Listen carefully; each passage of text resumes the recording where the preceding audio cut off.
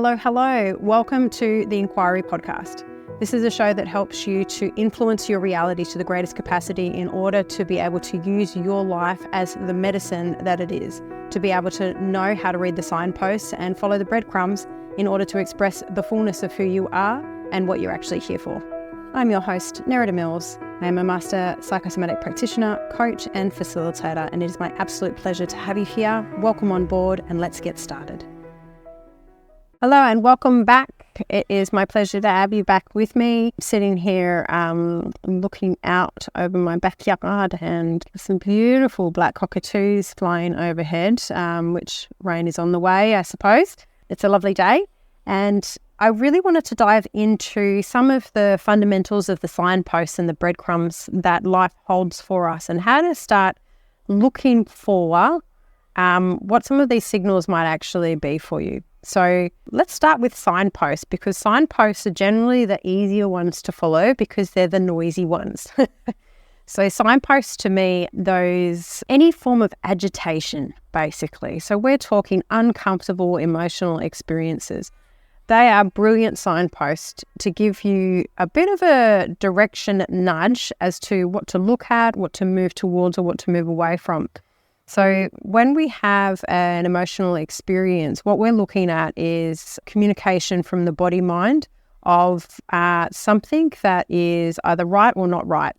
Something that's working or not working. And we're also looking at some form of polarity of experience. So, you know, the whole universe in and of itself is based in a dualistic nature. So everything in nature is balanced. You've got darkness and light. You've got the large and the small. There's always two sides of any coin. You know, there's always two polarities to any magnet. There is that law of duality where there is always the opposite, right? No matter what you think that you know, there's the opposite also in equal measures to be the truth. And so this law of duality really does provide one of the greatest insights into the signpost, because often the signposts appear when we're kind of leaning more to one side than the other. We're not really seeing both sides of the equation. So they can come through, like I said, emotional experience. You might get activated or have an emotion activated within your system. But they can also come through repetitive stories or repetitive experiences as well. They will normally also be associated with that emotional experience. In fact, one of the indicators that I have as to if something's really important for me to pay attention to is when emotion is triggered in the experience of the thing. So if, for example, I'm having a conversation with someone and they say something about me that might activate some form of sensation in my system, the sensation is the indicator that that's something to listen to. Not something to defend or something to take on, but something to listen to and explore. So it's a really good signpost to go, hang on a second, what's here? Another really great example of a signpost is when you are experiencing again, something that's not working. So say, for example, if I'm going for a run and then all of a sudden my knee buckles out. Signpost. So physical pain is also a signpost. It's drawing my awareness to a part of my body that expresses a certain type of vibrational field in that particular point of form that is going to resonate at a frequency that holds a particular emotion. And so that particular emotion is really guiding us back to ourselves. So for example, the knees, anything to do with your knees are generally associated to the needs. So if I am putting everybody else before me and constantly betraying what I want to do for other people, where that's going to show up is in knee pain, or one of the places that'll show up is in knee pain. So probably also going to show up in some neck pain as well, and probably some hip pain, but lower, maybe some lower back.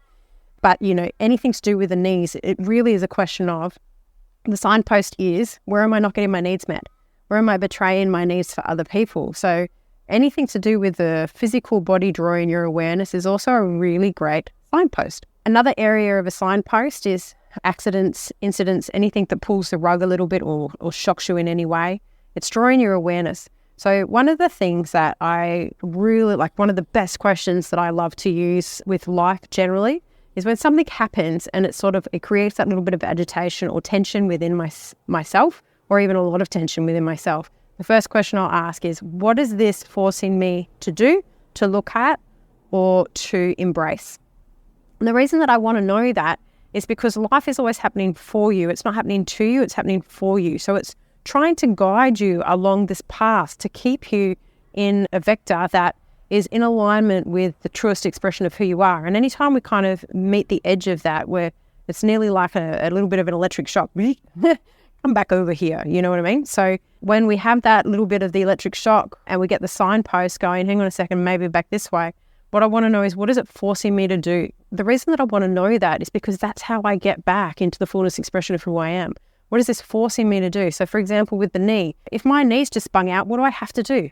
I have to pay attention to the pain in my knee. And what I'm going to have to do is I'm going to have to prioritize looking after my physical form so that I'm not in pain anymore. So it's literally making me pay attention to the needs that I have going on in this moment right now, so that I don't keep on betraying myself, because we're not here to betray ourselves for other people. We're here to experience all of who we are. Same thing if somebody says something and it's activated me in an emotional sense, what is it forcing me to do? Well, the first thing you want to do if somebody says something about you and it kind of creates some form of emotion, what is that forcing me to do? Well, it's forcing me to question, is that true? Is it true? And really look at, where is that true, if you want to grow through it, right? So if I'm looking at, then where is that true? Then the beautiful thing about that is then I can start looking into what we call the shadow, or the unconscious expression of who we are, and look for the places where I have a bit of a scotoma to that expression of myself. Like I've got a blind spot. And so when I can take a blind spot or an unconscious behavior and I can bring it into the light, then I can go, well, hang on a second, is this behavior serving me? Yes or no? And if it is, great, rock on. If it ain't broke, don't fix it. But if it's not serving you, at that point, now that we have the unconscious into the conscious, now I have an opportunity to go, okay, cool, it's not serving me. I want to do it differently. What do I actually want from this situation, this experience, or this kind of behavior? Like, obviously, there's a level generally with behaviors that are not resourceful and not getting us our outcome, that is driven by some form of protection mechanism or fear. So if there's a protection mechanism or fear, what do I actually want from the situation? What is the outcome that I'm looking for here? Rather than moving through life with an unconscious bias based on our old stories and patternings of childhood, what do I want to create? What is the ultimate outcome here? And, a lot of the times when I say outcome-driven behavior to people, they'll go, oh, but the outcome is I want that person to understand blah, blah, blah, blah, blah. No, okay. That's a surface-level outcome. That is a righteous indignation outcome. That's not what we're talking about. What we're talking about is, what do you actually want? What do you actually want? Let's go a little bit deeper. Let's go a little bit deeper and look at, what do you actually want? Because in a relationship, a lot of the times people say, well, I just want him to take out the rubbish, for example, right? Making shit up. But is it that you just want him to take out the rubbish, or is it that you actually want to feel supported? Because they're two very different things. One is a very surface level kind of tactical response, and one is really looking at fundamentally in my life, what do I want to feel and how do I want to relate? And if you just work on, I want him to take the rubbish out, and you argue about that and you have that conversation, you just hung up around the surface level incident, then what you're never going to solve is the underlying problem, which is, I want to feel supported.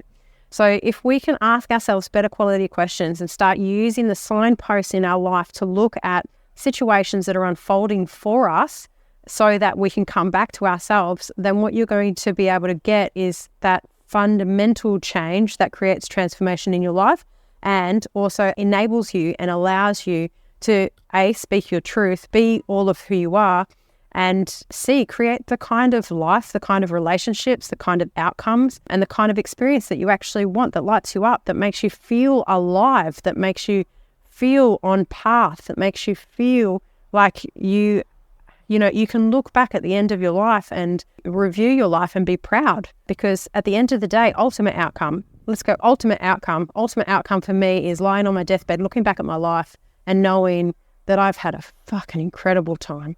So keep your eye out for some signposts, and I would love to hear how you go with this, what you notice in your life, and what are the signposts in your life teaching you or bringing you back to embracing, adopting, experiencing, allowing for, communicating, whatever it is. Like, what are you being forced to do through the signposts in your life? Much love.